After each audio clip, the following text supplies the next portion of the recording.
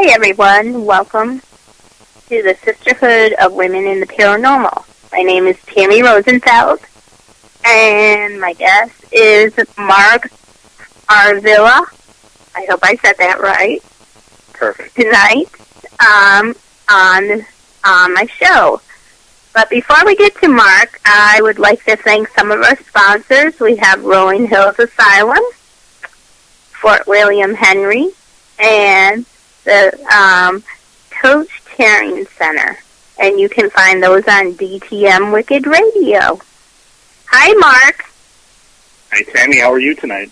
Good. How are you?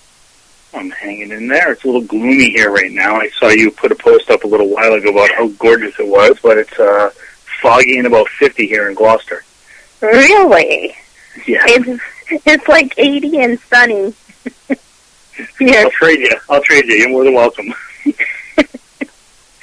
Now, Marc, tell us where you're from, what team you're from, and your paranormal group. Sure. I founded Mass Ghost Hunters Paranormal Society several years ago. It's myself, my fiancée Lauren Sheridan, my friend Mike Galante, and a few other friends here who happen to be a family, Amy, Jay, and Mary Lou Favaza. And that was about going into our fourth year, I believe it is now. And since then, I've also become the co-founder of another group called Can-Am Paranormal, which is a collaboration of a couple of my Canadian friends. Okay. And myself, Lauren, and Mike. And I am also, sadly, going to be watching the wrap-up here of the third group I'm a member of, which is Glory Hunt Hounds. And that's coming up here at the end of June. So I'm a little bit active right now. It is to see Glory Hunt Hounds leave, but, you know, they have to do what they have to do, so. Yeah. It's sad. John and Kathy are fantastic people. I'm really sorry to see him leave, but you know, they've let me try that again. They left an impression here on our circle of friends, and I know that we'll be talking about them for a long time. Yes, we will, and all their events they have done. So. Absolutely. Now, Marc, you are a busy, busy person. You have several events going on yourself. Can you tell us a little about them? Sure. Well, we have the event coming up here for Penhurst with the Glory Hunt Hounds, which is on June 28th. It is, like I said, the final event. And then, well, we have some things in the works as far as investigations for MGHPS goes, because that is really a residential, private investigative type group that I use, and we try to finance it for the people who need the help. We also have an event coming up at the end of August, on August 29th, which will be a night with Lizzie. I've titled it Lizzie Borden Took an Axe and left it there. So but it'll be coming up August 29th. There are only 2 tickets left to that event, and those are all-inclusive overnight accommodations and everything at the Lizzie Borden Bed and Breakfast in Fall River, Mass. That event is going to have a special guest, Amy Goodwin, or Amy Trimble as some people know her. She's the sister of Aaron Goodwin, but she's an amazing photographer, fantastic artist, and she's passionate for the paranormal too. And so that's going to be real fun to have her join us in that environment, because I think that where she is involved but not, so involved, it's going to be fun to watch her react to some things and get involved in everything. Yeah. And that's I do want to say that's a co-sponsorship with MDHPS and Ingenuity, Ingenuity Talent with Sean Payne Stowe. And we do have Dark Sighting sponsoring the event for us as well, Vin Pacheco's company, yeah. I didn't know Vin was doing that. Oh, okay. Yeah. And, those are amazing people, and go check out the Lizzie Borden event, which I will post up. And so that is going to be, and Amy is an amazing person. I got a chance to hang out at the same event we were at, Parahistory Con in Lake George. Oh my God, what a good time. I love it that people are still talking about it, and we're almost a month removed from it now. I know. It doesn't seem like it has been a month, though. It really hasn't. Yeah. I wish we were still there. It was such a fun time, and, you get to see everybody, and then for a few days afterwards, everybody keeps chattering and buzzing about it, and then you just see posts once in a while and some photos slip out, and you're like, I wish we were all together again for that weekend. I know. It was too short. Way too short. Sure was. Absolutely. But it's one of those things that, I mean, our History Con last year was a great event. This year was just as good, if not better. And yes, it's greatly to do with John and Kathy and how they put the event together and who they get there. But it's the people. The people that are there are just so. I mean, everybody looks around and says, "Wow, this is a gorgeous place," and it's just a big social event, and everyone has such a good time when they're there. I wish that they could just, maybe if they just stuck around and did one event a year, they could keep the History Con going, but who knows? Yeah, maybe it'll be in the works. Who knows? Now, Marc, my radio show is called the Sisterhood of Women in the Paranormal. Do you see any difference between men that are in the paranormal and women in the paranormal? As far as difference, I don't think any one is better than the other. I don't think men are better than women, or women are better than men, for that matter, because we all sort of can do and be a part of the same things.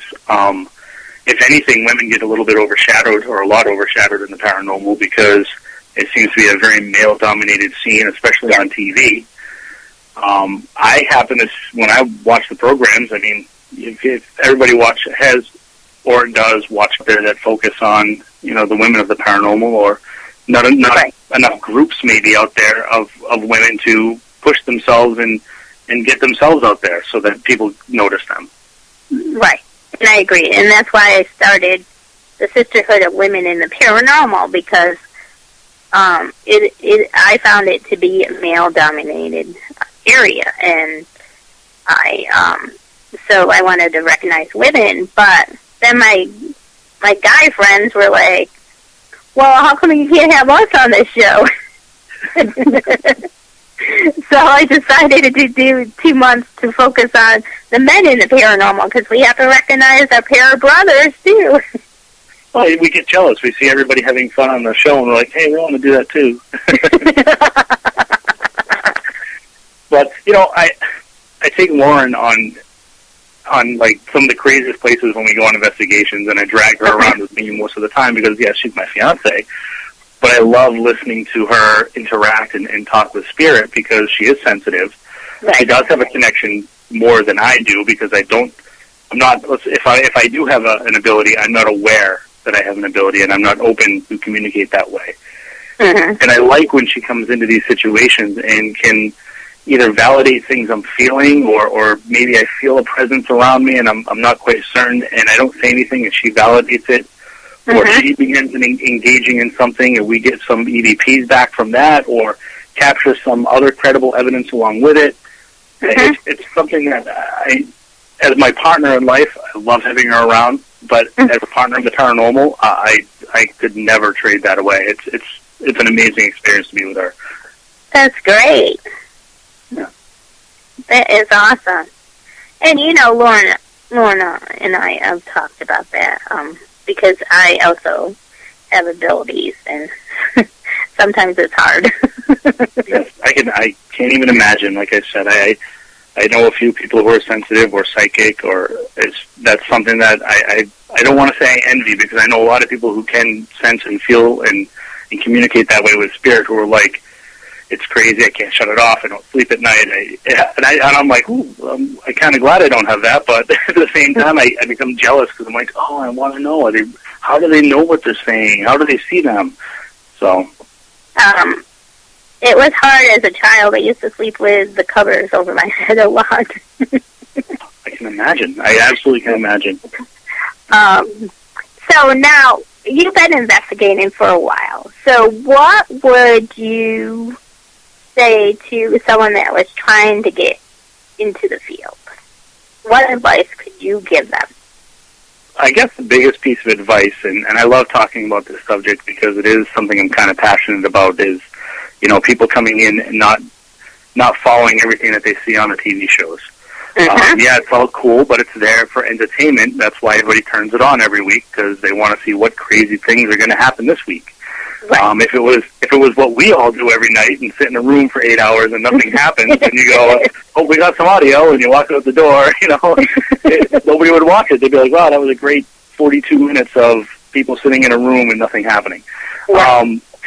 I guess the biggest piece of advice that I could dole out is take time to do the research on why people do this today, and try to connect with people that are well respected and seem to be able to do it the right way, do it properly. And what I mean by that is my first experience I had was at an event, but I went to an event that was a very small event, and the celebrities, if you will, the talent that was there, took their time to teach us and explain what they were doing, and I was like, okay, now I understand, how a spirit might understand how to turn a flashlight on. You don't just put it down and go, tell me things. No, you explain how that flashlight might be able to be used by them and what it even is and how we use it, because a lot of these spirits we're dealing with weren't 30 or 40-year-old spirits.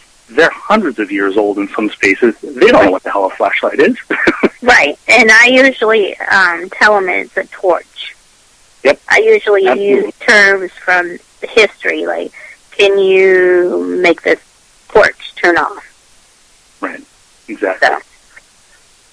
So, that's what I would advise, is try to connect with somebody who has been doing it a while, do some research, and don't just go out and buy something and think that you're a paranormal investigator. the equipment might capture things, but it doesn't do the work. You need to find ways to make them come to us and want to talk to us and engage us.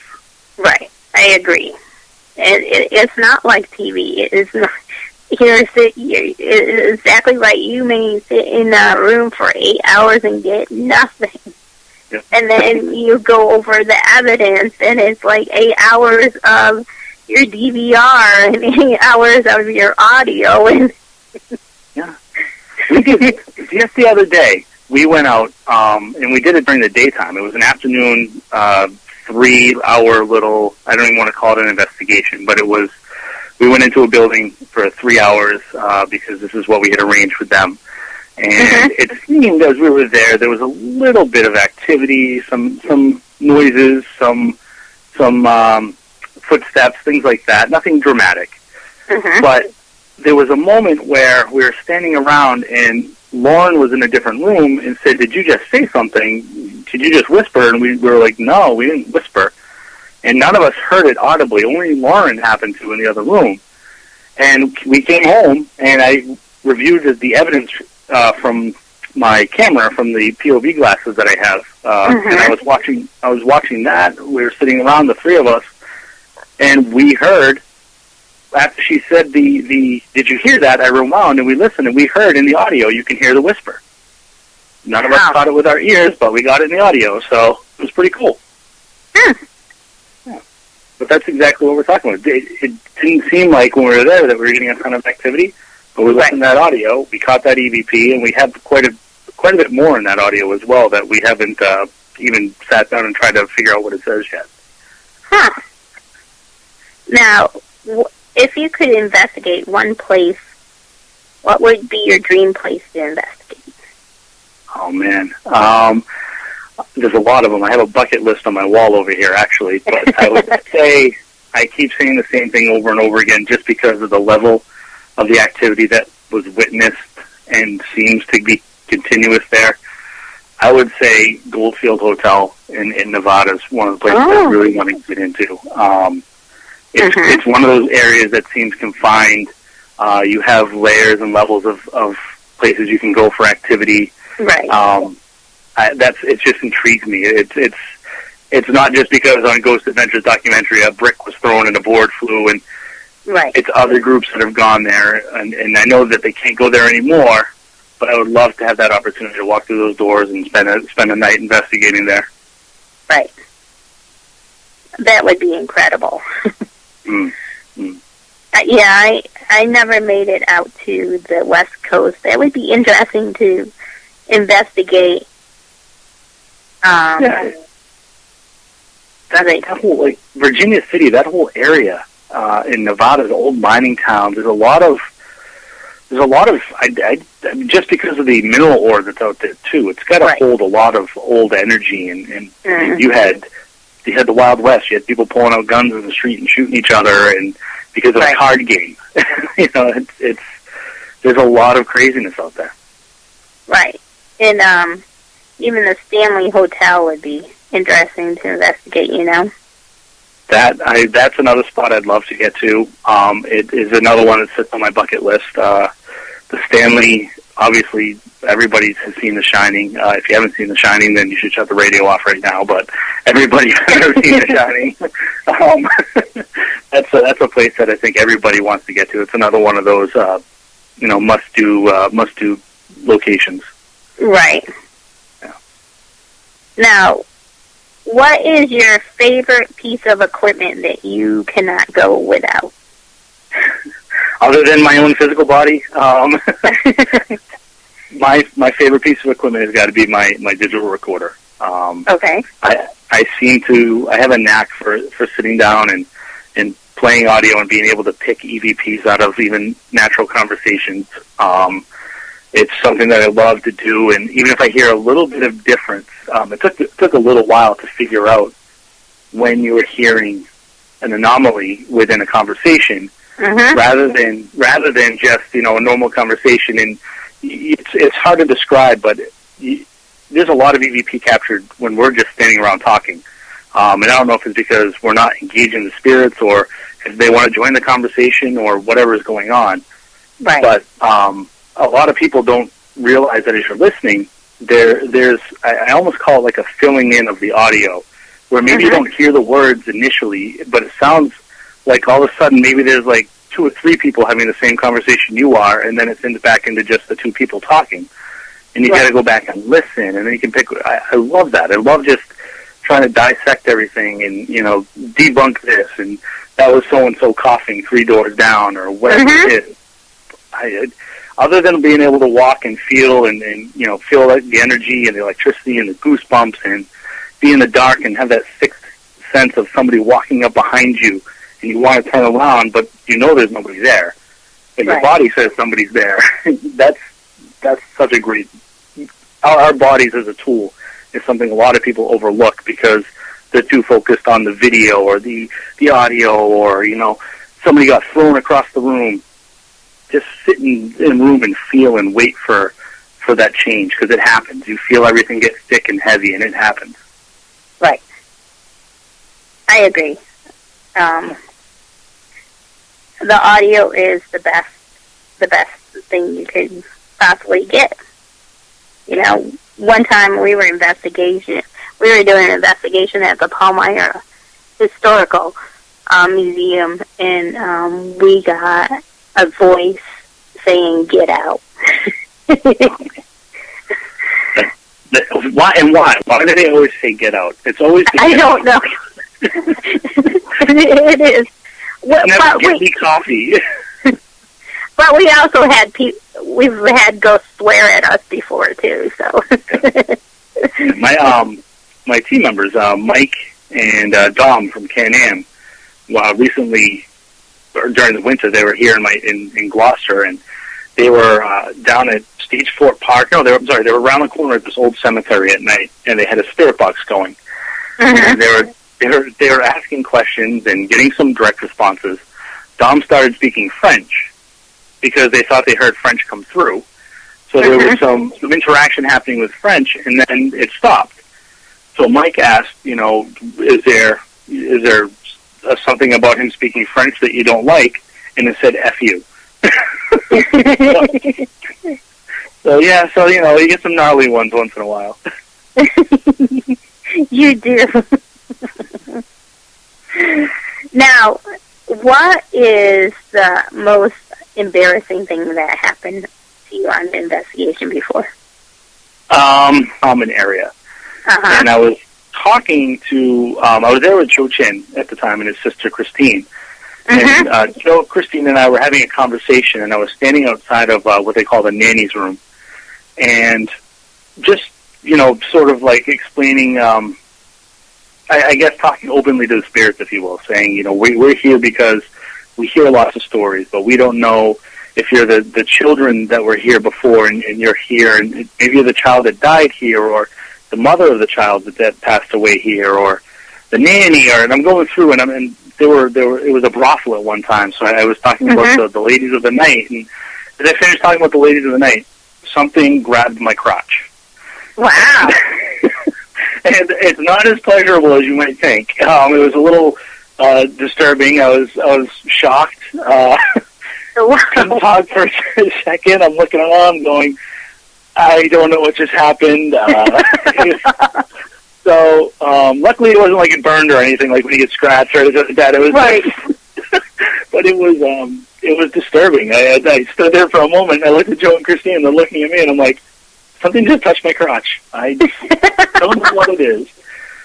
So since then, I've been given the nickname Crotch Ghost, or CG. So. Oh, that's too funny. Yeah, you might. Yeah, it's a nice endearing term that Lauren and I have for each other, CG and CG2. So. I love it. That's one of the most embarrassing things. Yeah, that was, like I said, you'd think it was pleasurable, but nah, it was a whole different level of creepy at the moment. So. Oh my God, that is so funny. How about you, Miss Host? What's the most embarrassing thing to happen to you on an investigation? I was up in the attic, and I was with another investigator, and I had a night vision camcorder with me, and I was walking, and I ran into a pole. I didn't see the pole. Because you have tunnel vision when you're looking through the camcorder, and not only once, but twice. That is the cardinal rule: is don't look into the viewfinder. Look around the camera, not into the camera. I know, and I usually do that, but I was just like, I heard a noise near the window, so I was trying to look at it on night vision to see if I could see anything, and as I'm walking, I ran into the pole. So I had the other investigator behind me, and this is from my old team. I had the investigator behind me just laughing his ass off. Oh, don't do that again. So that's the most embarrassing thing that's happened to me. I never had my crotch punched or my butt. The best part is in that same house, Joe, and I don't think it was the same night, but Joe actually had his butt pinched down in the ladies' parlor. And oh my goodness! Somebody was feeling a little ornery in the Victorian that night. I guess so. Oh, that is too funny. Now, before we wrap it up, can you give people your websites and all that information so people can look you up and your event and things like that? Absolutely. The website is mghparanormal.com. So like Mass Ghost Hunters, mghparanormal.com. If you go to the website, right on the homepage, it is a bold lettering that says Lizzie Borden event. You can click on there, and it'll take you through to the other links to get to the ticket purchases. We have a YouTube page as well. It's linked up to my website, so if you scroll down through the website, you can find the YouTube page. Our Twitter feed is on the website as well. We have a few audio and video samples on the website. I'm not huge on posting a ton of stuff about evidence because there's a gazillion sites out there you can try and go, and I'm more about interacting and engaging people than I am about just throwing some videos up that people can like and share. So right. And then obviously we're on Facebook. We have I think it's MGH Paranormal Society on Facebook, and myself, Marc Avilla, my fiance Lauren Sheridan, Mike Galante. We're all on Facebook. Okay, that's great. Now, tell us, and the Lizzie Borden one is almost sold out, so there's only 2 tickets left. So, if you're interested, please go and get the tickets. Absolutely. There's going to be amazing people there. Amy is going to be there. Sean, my friend Sean. Yes. And not only that, we have surprises. I can't say what they are because I don't want it to influence or excite people too much with 3 months to go, but we have surprises planned. That is awesome. And that is August 29th. Woohoo! All right, Marc, I want to thank you, and I want to thank my listeners tonight. I want to thank you for coming on the show. So thank you. Thank you very much. Thank you, and go check out Marc's site. Thank you. Bye.